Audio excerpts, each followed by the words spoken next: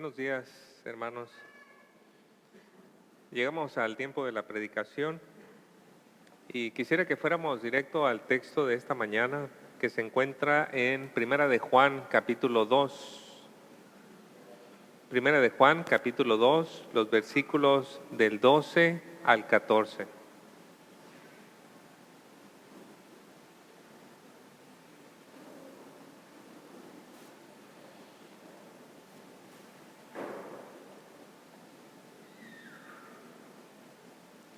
Cuando lo encuentre, por favor, acompáñeme poniéndose de pie.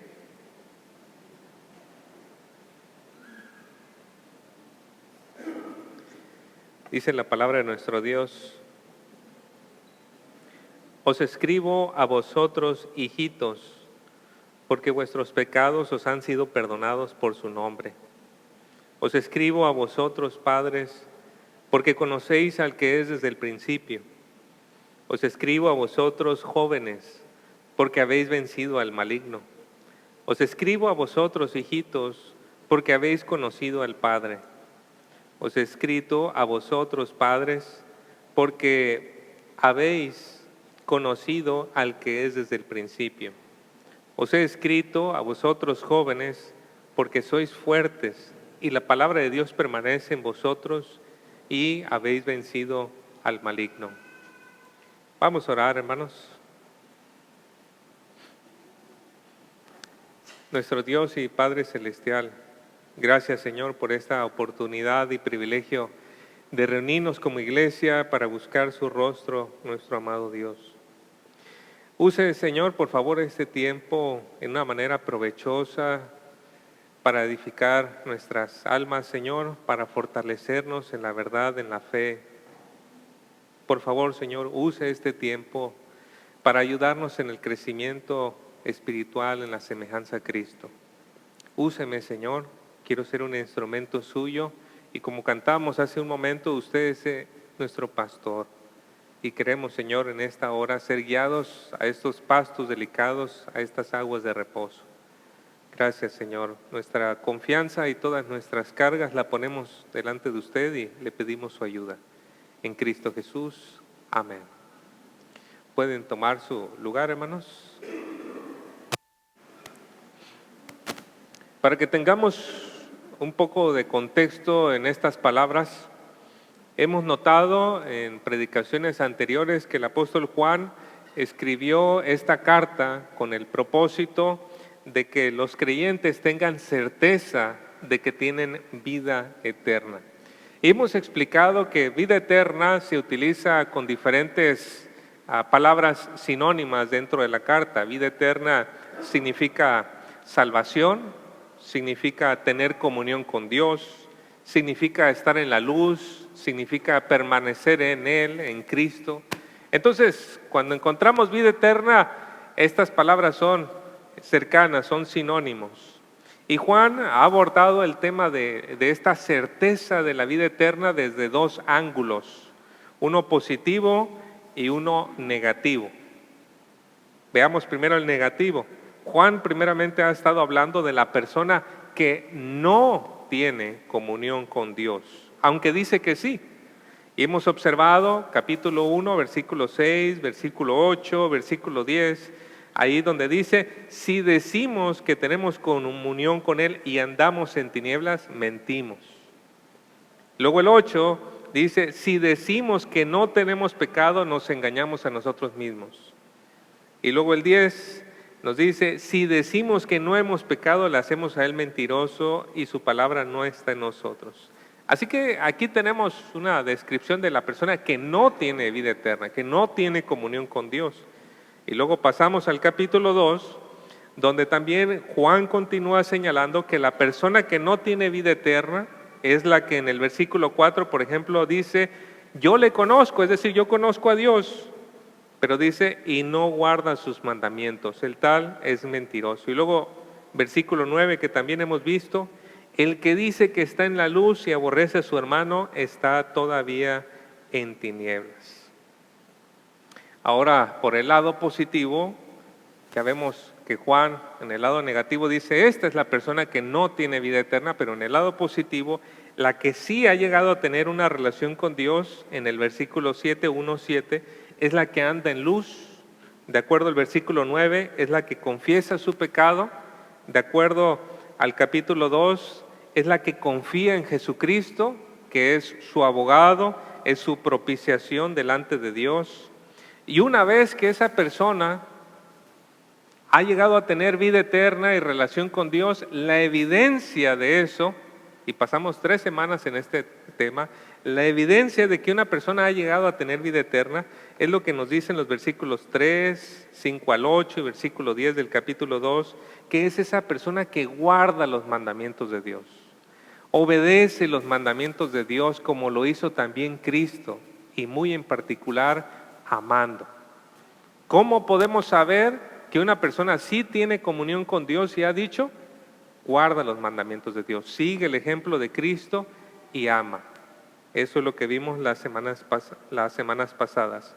Y todos estos puntos, hermanos, pueden ser muy confrontativos para nosotros, ¿no es cierto? Nos pueden confrontar. ¿Cómo está usted? ¿Cómo estoy yo viviendo el cristianismo? ¿Es real esto que digo de que realmente soy cristiano, de que soy un seguidor de Cristo? Nos pueden estar confrontando una y otra vez. Y por eso Dios a menudo usa estas palabras para despertar a algunos de su estado espiritual. No son pocos los que después de pasar por Primera de Juan se dan cuenta que habiendo estado años en una iglesia, realmente nunca habían sido cristianos. Estuvieron allí, cantaron allí, dieron ofrendas allí, sirvieron allí, y después de años y conociendo Primera de Juan dicen, pero no era de ellos, realmente no era un cristiano. Tanta confrontación los pone al descubierto, ¿verdad? Pero al mismo tiempo, Dios ha tenido a bien usar Primera de Juan muy a menudo para ahuyentar a los lobos que acechan al rebaño. Porque Primera de Juan expone las intenciones, los malos deseos, las falsas doctrinas que pueden traer los lobos con el propósito de llegar a una posición de liderazgo y entonces sacar provecho de la iglesia. Provecho que quieren conseguir para su propio beneficio económico, de honra o qué sé yo. Pero Juan los expone y entonces los falsos maestros salen huyendo porque están expuestos a la luz de la palabra de Dios a través de Primera de Juan. Y debido a este carácter confrontativo de la carta, también la carta puede provocar un efecto no deseado en el apóstol Juan. Ese efecto es el de quitarnos la seguridad, quitarnos la certeza. Muchos creyentes sinceros que estudian Primera de Juan terminan preguntándose, ¿soy realmente cristiano? Es decir, realmente no sé si paso por todas estas pruebas. Y creyentes sinceros pueden llegar a sentir lo opuesto a lo que fue el propósito de Juan, tener certeza. Y por eso Juan, la carta de Juan se parece como subir una montaña. La primera vez que yo subí, por ejemplo, el Cerro de la Zeta, ustedes saben, las primeras 2 subidas están bien empinadas, ¿verdad? Y ahí estaba yo y decía yo, ¿sí iré a llegar? Si esto está así todo el camino, no sé si voy a llegar. Primera de Juan así se siente, comienza fuerte. Versículo 5, llega uno capítulo 2, versículo 11, y uno ya está como que en la segunda subida sudando. Y dice, ¿sí? ¿Será que sí? Pero así como en el Cerro de la Zeta hay una parte plana, y como que hasta le descansan uno los pies, ¿verdad? Las piernas, y agarra aire. Así es nuestra porción, hermanos. Versículos 12, 13 y 14 es un aire que Juan le da a la iglesia y le dice, hermanos, no es que piense yo de ustedes así. Es confrontativo esto, pero yo veo que veo en ustedes las señales de verdaderos hijos de Dios, de que ustedes verdaderamente están en una relación con Dios. Es muy bonito esa parte, el pasaje que nosotros tenemos por ese propósito. Aquí vamos a ver que Juan quiere afirmar a los hermanos en la certeza de que realmente han entrado en una relación con Dios. Ahora, quiero aclarar una cosa más. Entrar en una relación con Dios, ser cristiano, no es una experiencia de un momento, una experiencia sobrenatural, una experiencia mística, algo que sucedió. No es eso. Muchas personas llegan a ir a una iglesia cristiana y la música estaba tan bonita y la persona que habló parecía que estaba dirigiendo todas las cosas, sintió tan bonito y dijo, voy a seguir yendo, me gustó, me encantó. Eso no es ser cristiano, ese no es el proceso de conversión, eso no es iniciar una relación con Dios. En realidad, una relación con Dios es algo formal, se parece a un matrimonio, podemos decir. Cuando una pareja quiere contraer matrimonio, es necesario que se realice una ceremonia habiendo cumplido los requisitos solicitados, ¿no? Las pruebas, bueno, en algunos casos piden exámenes de sangre y otras tantas cosas, ¿verdad? Dentro de la ceremonia es común que la pareja se comprometa a ser fiel, a amar, cuidar, respetarse el uno al otro, en las buenas, en las malas, en la salud y en la enfermedad, en la riqueza y en la pobreza, hasta que la muerte los separe. Y una vez concluida la ceremonia, la pareja, que es obviamente hombre y mujer, son de manera formal y legalmente un matrimonio, una nueva familia. ¿Y con los años qué se espera de este matrimonio? Pues con los años se espera que se vaya consolidando y que vaya profundizando en esta relación. Entonces los buenos deseos de la familia, de los amigos son que tu matrimonio dure mucho, que Dios te bendiga, que lo llene de amor, de sabiduría, etcétera, etcétera. Bueno, así también es entrar en una relación con el Señor, hermanos. Se tiene que hacer a través de una ceremonia de pacto. Un pacto bíblico es un vínculo que Dios hace entre dos partes y lo hace a través de juramentos y rituales. Y Dios ha hecho un nuevo pacto. En ese nuevo pacto Él ha dado promesas para que nosotros podamos entrar en esta relación con Él. No es una experiencia de un día, es entrar en una relación de pacto con Dios. Jeremías 31, versículos 33 al 34, hallamos un poquito de la descripción de este pacto que Dios ha establecido. Dice, porque este es el pacto que haré con la casa de Israel después de aquellos días, declara el Señor.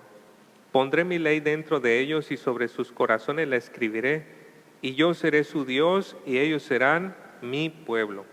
Y no tendrá que enseñar más cada uno a su prójimo y cada cual a su hermano, diciendo, conoce al Señor, porque todos me conocerán. Note eso, por favor. Desde el más pequeño de ellos hasta el más grande, declara el Señor, pues perdonaré su maldad y no recordaré más su pecado. Aquí quiero señalar dos elementos del pacto. Cuando dice perdonaré su maldad, Dios limpia esa maldad.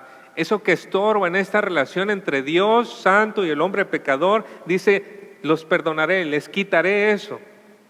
Pero no solamente eso, dice, todos me conocerán. Es decir, todos los que entren en este pacto van a entrar en una relación personal con Dios. ¿Y cómo sucede eso, pastor? O sea, ¿dónde hago la ceremonia o qué? No. Dios ya hizo la ceremonia. Dios ya ofreció a su Hijo. Ya llevó a cabo el ritual de sangre. Ya se ofreció el sacrificio por el pecado. Dios ya hizo las promesas. Ya hizo su juramento. Ahora nosotros simplemente tenemos que decir, sí, acepto y entrar en esta relación con Dios a través de la fe o por medio de la fe en el Señor Jesucristo. Y usted me va a decir, pastor, ¿y qué tiene que ver esto del pacto con Juan? Bueno, es que cuando Juan va a hablar de los hermanos, él va a dar evidencias o va a mostrar que él ve cómo los hermanos no son personas que tienen experiencias, pero son hermanos que han entrado en una relación de pacto con Dios.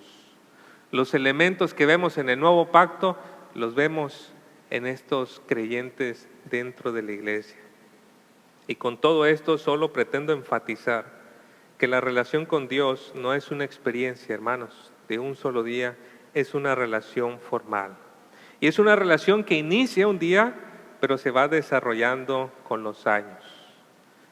Vamos acercándonos más a Dios, vamos conociéndole más, vamos comprendiendo mejor sus caminos, vamos conociendo mejor su voluntad. Nuestra relación con Él va creciendo. Ese proceso, la Biblia lo llama santificación. Y mientras más vamos avanzando en ese proceso de santificación, nuestro carácter se parece más al de Jesucristo. En nuestro pasaje, Juan reconoce que la madurez cristiana, o en la madurez cristiana existen 3 grupos con sus respectivas características. Están los hijos, están los jóvenes y finalmente están los padres. Y la parte que nosotros leímos habla de los 3, ¿verdad? Hijos, y vuelve a repetir más adelante hijos, padres, y vuelve a repetir padres, jóvenes, y vuelve a repetir jóvenes. Ahora, yo con el propósito de exponer voy a alterar un poquito el orden y voy a ir hijos, jóvenes, padres. Y voy a explicar estos 3 grupos y usted va a decir dónde se encuentra y los desafíos que tiene por delante para madurar. Entonces veamos el primer grupo. Juan dirige unas palabras a sus hijitos. Mire versículo 12. Dice en el 12, os escribo a vosotros, hijitos, porque vuestros pecados os han sido perdonados por su nombre. Y luego si usted mira en el versículo 13, más adelante, casi al final, dice, os escribo a vosotros, hijitos, porque habéis conocido al Padre. Los términos del pacto, ¿verdad? Las promesas del pacto ahí están. El primer grupo al que Juan se dirige es a los hijitos. En el versículo 13, la Biblia de las Américas lo traduce como los niños. No sé si usted lo tiene ahí en su Biblia, pero dice a ustedes niños. Y me parece que aquí está hablando de la primera etapa de la vida espiritual. Cuando una persona entra en una relación con Dios, empieza como un niño pequeño. Y lo primero que se nota en el niño pequeño espiritual es su entusiasmo por 2 cosas. Primero, que sus pecados han sido perdonados, y segundo, que ha comenzado una relación con su Padre. El niño espiritual viene de una vida de pecado, trae cadenas, ha venido arrastrando con cosas, con culpas, con muchas cosas, pero conoce a Cristo, inicia una relación con Él y lo primero que siente es sus cadenas caen. Entiende que sus pecados, como dice en Miqueas 7:19, son echados al fondo del mar. Ya Dios no los ve. Ha visto que su inmundicia de antes ahora ha sido lavada por la sangre de Cristo. De acuerdo a Colosenses 2:14, la deuda que tenía con Dios ha sido cancelada. Ha visto, como dice en el Salmo 103:12, que Dios ha puesto sus pecados tan lejos como lo está el oeste del este. A ver si me estoy ubicando bien. Pero de una extremidad a otra extremidad. ¿Y qué pasa con el niño espiritual? Él se siente nuevo, porque ha nacido de nuevo. Es una nueva criatura en Cristo. ¿Y no es cierto que esto le llena de gozo? ¿No recuerda usted aquellos primeros días siendo creyente, cómo sintió ese gozo de saber que esa atadura, ese pecado, esa inmundicia, todo eso fue quitado gracias a la obra del Señor Jesucristo por su nombre?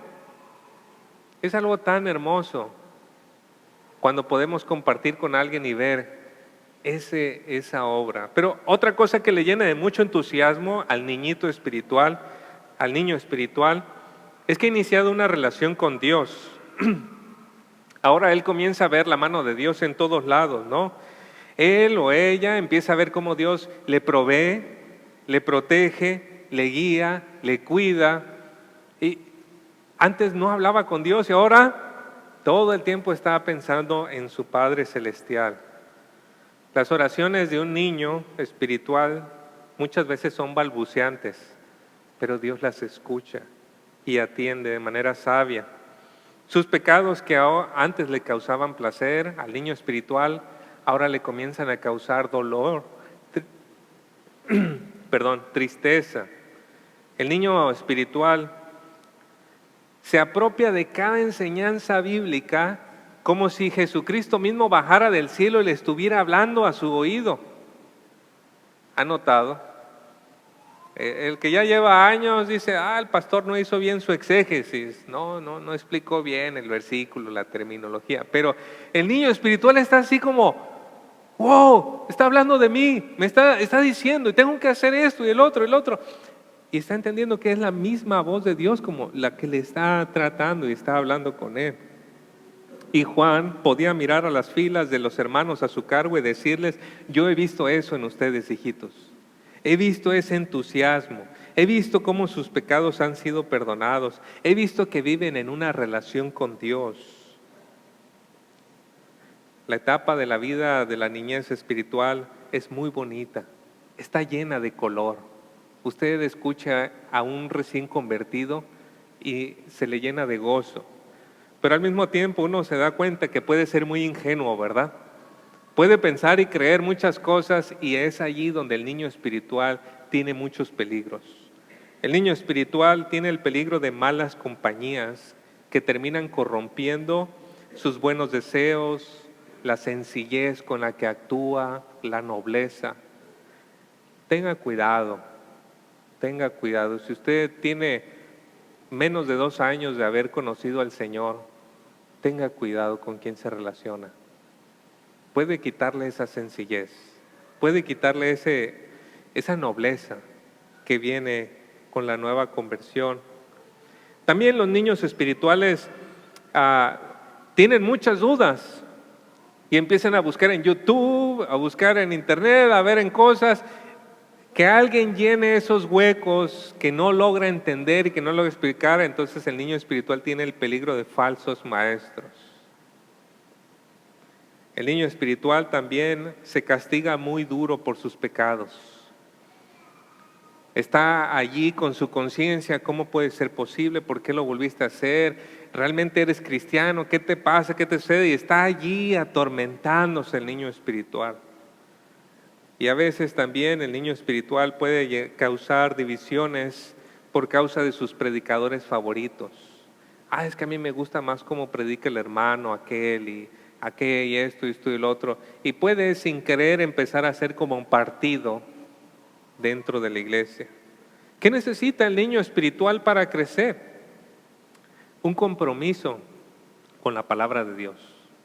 Un compromiso con la palabra de Dios. Y ahí vamos a las palabras a los jóvenes. Mire cómo Juan describe en el versículo 13 y luego también el 14, dice, os escribo a vosotros jóvenes, porque habéis vencido al maligno.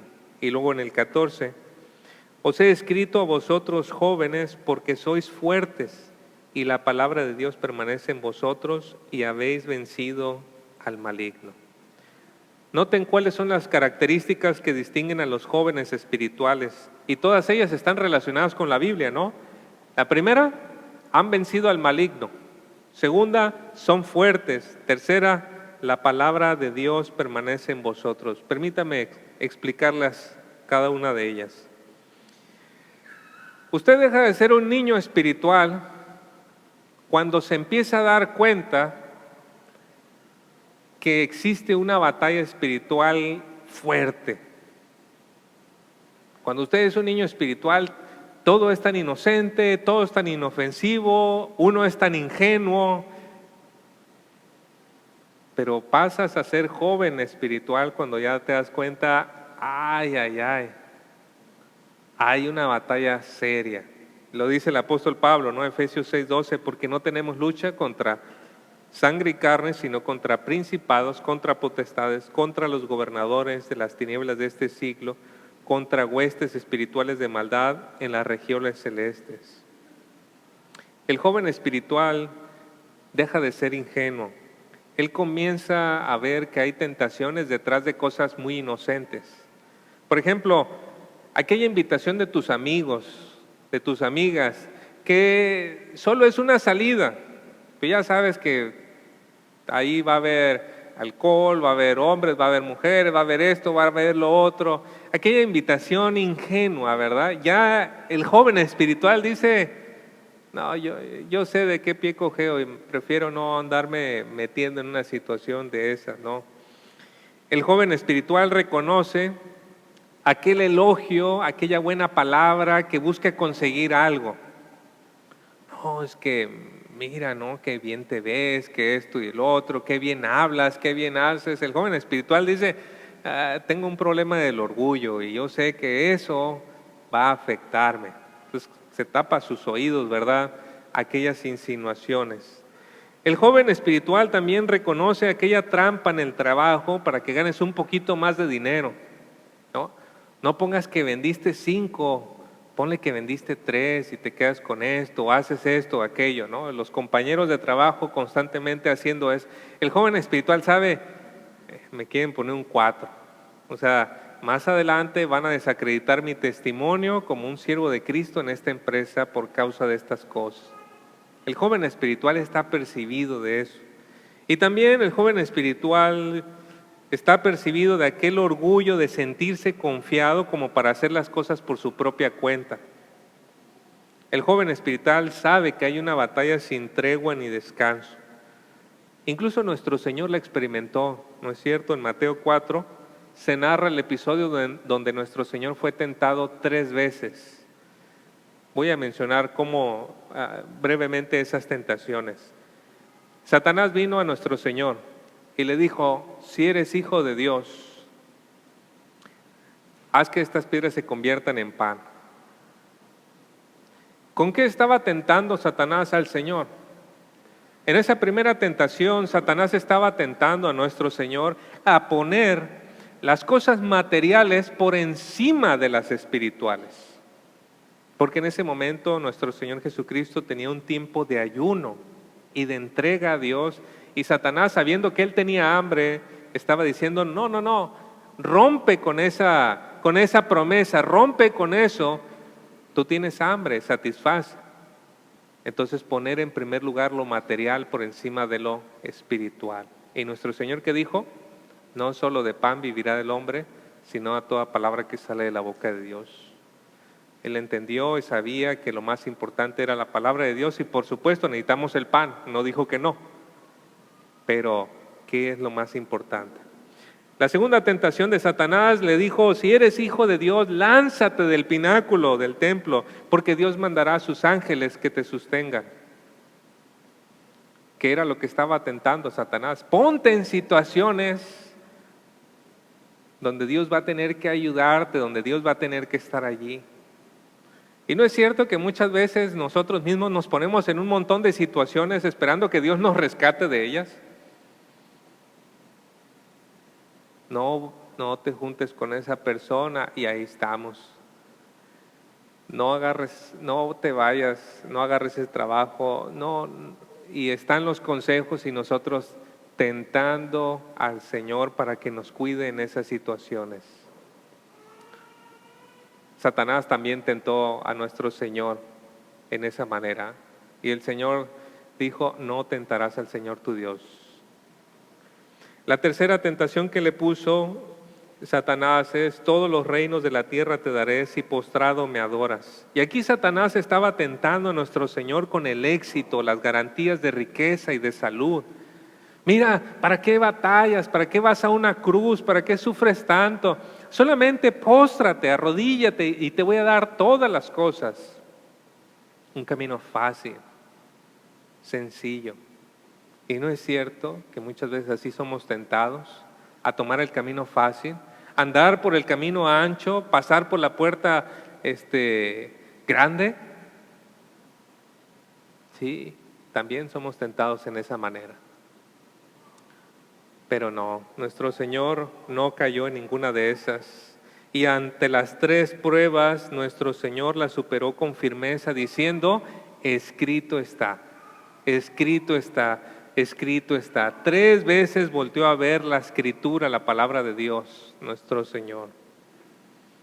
Así que quiero decir aquí, jóvenes espirituales, un cristiano que conoce su Biblia está mejor preparado para enfrentar las pruebas y tentaciones.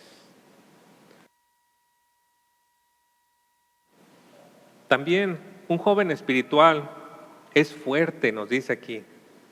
Las burlas de sus amigos, el rechazo de las personas ya no lo intimidan, no lo tambalean. Él entiende la nueva identidad que tiene en Cristo. Sus cimientos y sus raíces ya han tenido cierta profundidad, no lo mueven tan fácilmente. ¿Y de dónde proviene esta fortaleza que va adquiriendo el joven? Bueno, pues de su contacto con la palabra de Dios. Por eso nos dice que también Juan elogia o reconoce a estos jóvenes espirituales porque la palabra de Dios permanece en él.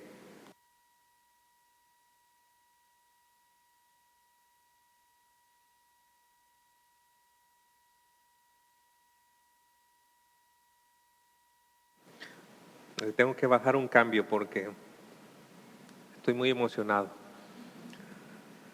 La palabra de Dios permanece en él. El joven está constantemente interactuando con la palabra de Dios. El Salmo 119:9, ¿qué nos dice? ¿Con qué limpiará el joven su camino? Con guardar tu palabra. Y el 11, en mi corazón he guardado tus dichos para no pecar contra ti. Si el niño espiritual le aporta color a la iglesia, ese entusiasmo, esa belleza, eso fresco dentro de la iglesia, el niño espiritual le aporta eso, el joven espiritual le aporta solidez a la iglesia, le aporta solidez. Y toma años, hermanos, formar a un joven espiritual. Toma años formarlo. ¿Por qué? Porque el joven espiritual tiene que aprender la palabra, pero Dios después tiene que mandar pruebas para templarlo en la palabra que ha conocido. El joven puede ir a un seminario y estudiar acerca de los atributos de Dios, acerca de la provisión de Dios, pero va a llegar el momento en el que Dios le va a mandar una prueba, en que lo va a hacer pasar por una situación tan difícil que solamente su confianza va a estar en el Señor, y entonces se va a templar en esa parte que él ha entendido de la provisión de Dios. Y así, entonces el joven, una y otra prueba, va templando su carácter. Toma años, hermanos, toma años esta etapa. Y por mis cálculos rancheros, en vista de lo que veo y todo eso, puedo decir que hasta 25 años uno puede estar en esta etapa de la juventud espiritual. La juventud espiritual. El apóstol Pablo, por ejemplo, tenía a su pupilo, ¿verdad?, a Timoteo, y lo dejó encargado de la iglesia en Éfeso, una iglesia bastante difícil, y Timoteo era un hombre sólido en la verdad. Primero de Timoteo, él está haciendo bien su trabajo, pero entonces Pablo, a punto de ser decapitado, le escribe segunda de Timoteo, a la segunda carta a Timoteo, porque se da cuenta que Timoteo está tambaleante. Los falsos maestros, la situación en la iglesia, todos está encima de Timoteo y está luchando allí. Y Pablo le dice, no, Timoteo, sigue. Timoteo estaba en esta juventud espiritual y necesitaba que fuese más templado su carácter conforme al de nuestro Señor Jesucristo. Un joven espiritual puede ser fuerte, pero no está exento de dificultades. Un joven espiritual constantemente tendrá que luchar contra el orgullo. ¿Por qué? Porque empieza a conocer un poco de la palabra y se da cuenta que otros no. Un joven espiritual a menudo pensará que las personas con quienes sirve a Dios no son colaboradores sino enemigos. Y empieza a agarrar los versículos de la Biblia para atacar uno y a otro y luego también él. Son cosas normales de la juventud espiritual. Pero ¿qué necesita un joven espiritual para madurar, para dar ese brinco al siguiente paso? Experiencia caminando con Dios. experiencia caminando con Dios. Y ahí vemos las palabras que Juan dirige ahora a los padres. Versículos 13 y luego brincamos al 14.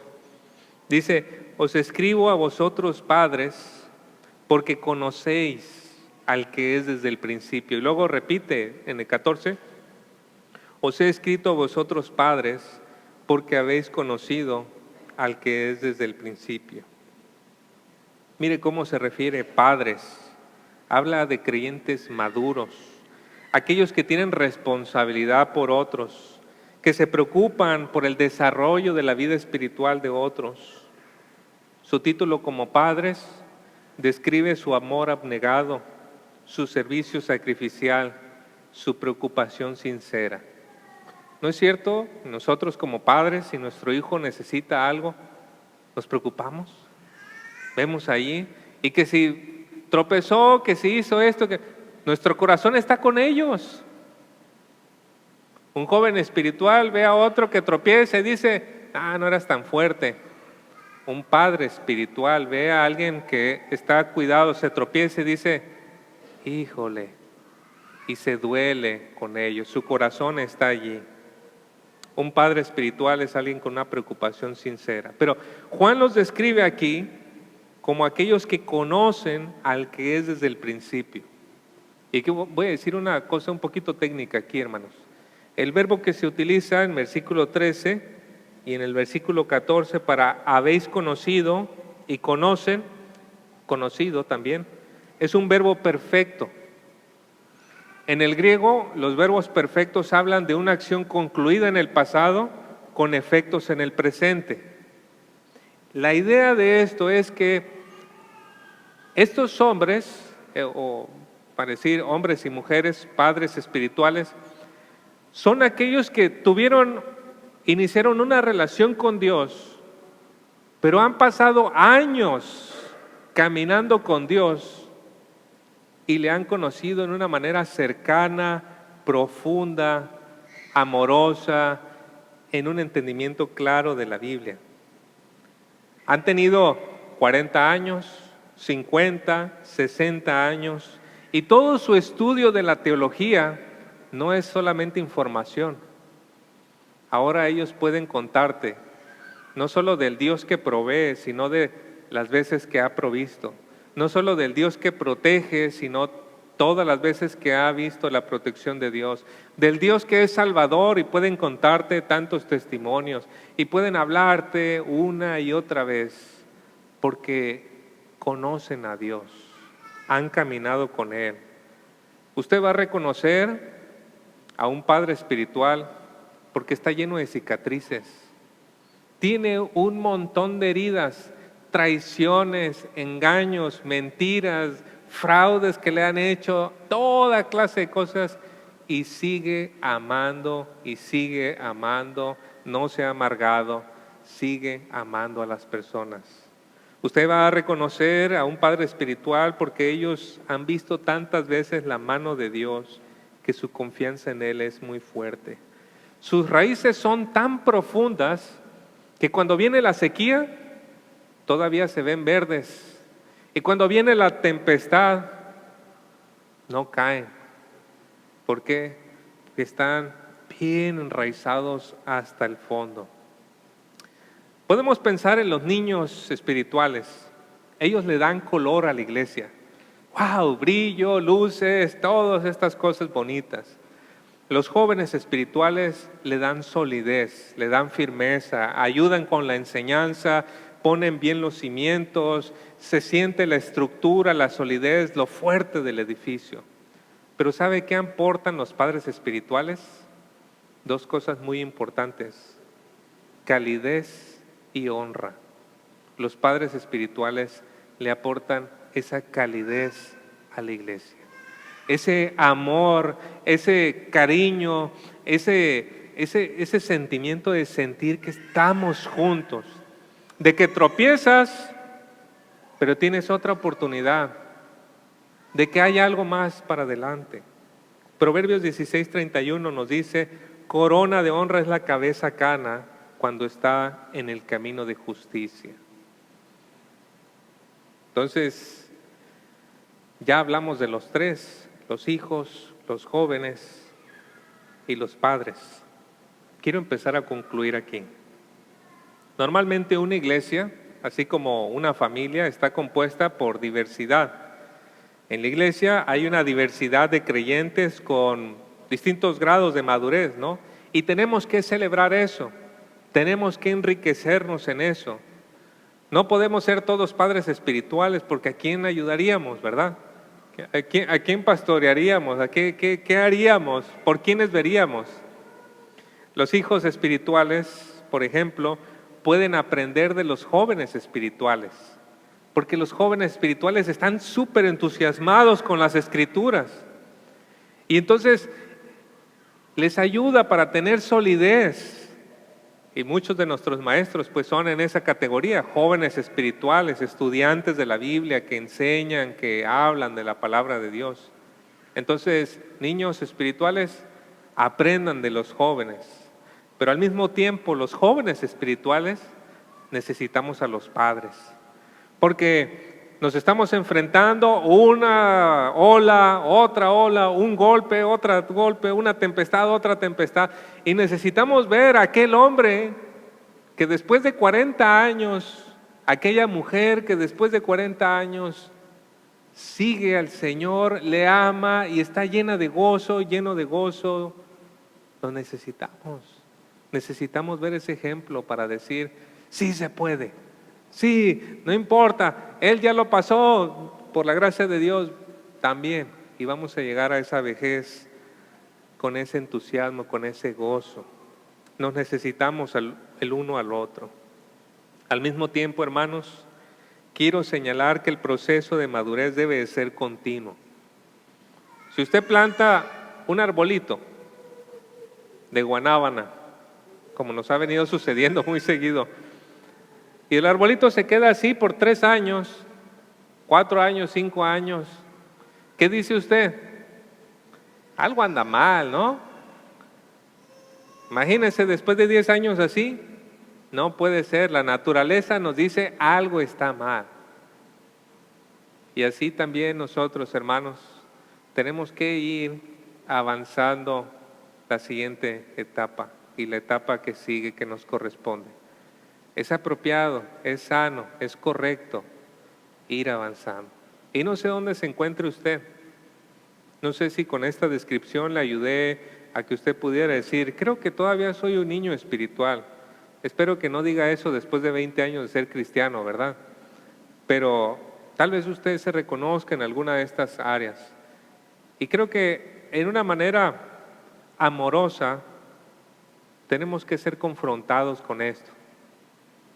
Si somos niños espirituales, ¿ya estamos mirando las Escrituras? ¿Ya estamos atendiendo al mensaje de la palabra de Dios? ¿Ya estamos viendo lo que dice? Si somos jóvenes espirituales, ¿estamos mirando el ejemplo de aquellos hombres que han y aquellas mujeres que han servido por 40, 50 años? Si somos padres espirituales, ¿estamos rodeándonos de estos niños y de estos jóvenes para cobijarlos y en amor ayudarles a crecer, a seguir madurando? Todos nos necesitamos, hermanos. Todos nos necesitamos. Y quiero decir, si puedo abrir un poquito mi corazón, nuestra iglesia está pasando por una etapa muy bonita, hermanos. Muy bonita. Tenemos esta diversidad y Satanás no está contento con eso. Estamos pasando por una etapa muy bonita y tenemos que ir avanzando. Si ya estamos como niños espirituales, no podemos quedarnos ahí mucho tiempo. Tenemos que seguir creciendo. Y como jóvenes, tenemos que ir aprendiendo a trabajar juntos, a edificarnos en la verdad, en el amor, a no andarnos peleando por cosas, pero realmente agarrarnos del Señor y caminar con Él. Y nuestra iglesia necesita muchos más ejemplos de padres espirituales. Hombres, mujeres como Robert, como Jerry, que 40 años conociendo al Señor, caminando con Él y bueno, todavía sirviendo, buscándole, trabajando, ayudando a otros en una manera sacrificial. Necesitamos eso, nos necesitamos, hermanos. Hagamos eso y pidamos al Señor entonces que nos ayude a disfrutar de esta bonita dinámica, color, solidez, calidez entre nosotros. Vamos a orar. Padre, qué bendición, Señor, poder mirar esta palabra, Señor, y darnos cuenta que aun cuando hemos pasado semanas siendo confrontados, al mismo tiempo podemos ver las claras señales de una verdadera relación. Gracias, Señor, porque esto no ha sido por nuestra gran valentía, nuestro empeño, entusiasmo, ha sido por su gracia, Señor, de acercarse y hacer un pacto con nosotros. Le rogamos que usted siga ayudando a la iglesia, Señor, especialmente en este tiempo de tanta oportunidad. Señor, no nos deje desperdiciar el tiempo.